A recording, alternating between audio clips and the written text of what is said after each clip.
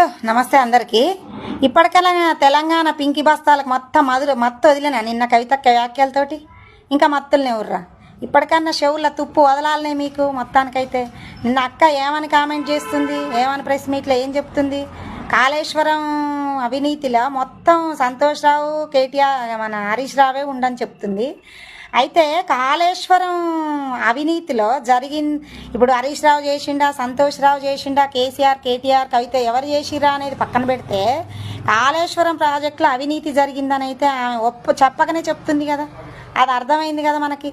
కేసీఆర్కి నిన్న CBI enquiry వేయాలనేది నిన్న అసెంబ్లీలో సీఎం గారు అనగానే ఈమె మా నాన్న నిప్పు తప్పు మన ముత్యం కడిగమని ఈమె ప్రెస్ మీట్ ముందటికి వచ్చింది కదా. అంటే దీన్ని బట్టి ఇప్పటికన్నా తెలంగాణ పింకి బస్తాలకు అర్థం కావాలి, మట్టి బుర్రలకి. వాళ్ళ ఫ్యామిలీ మీదకి ఏదన్నా వస్తుంది, వాళ్ళ నేరాలు బయట పడుతున్నాయి అంటే పక్కనోన్ని నీళ్ళు ఇవ్వకుండా కుతిక విసికి నీళ్ళల్లో కలిపేస్తారని ఇప్పటికన్నా అర్థం చేసుకోవాలి మీరు.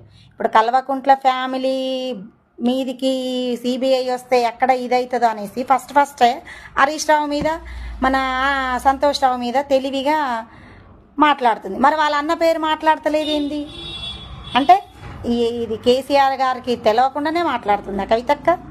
అంటే ఎవరేటు పోయి కూర్చిపోయినా ఏం లేదు, కానీ వీళ్ళ ఫ్యామిలీ సేఫ్గా ఉండాలి, అది వీళ్ళ.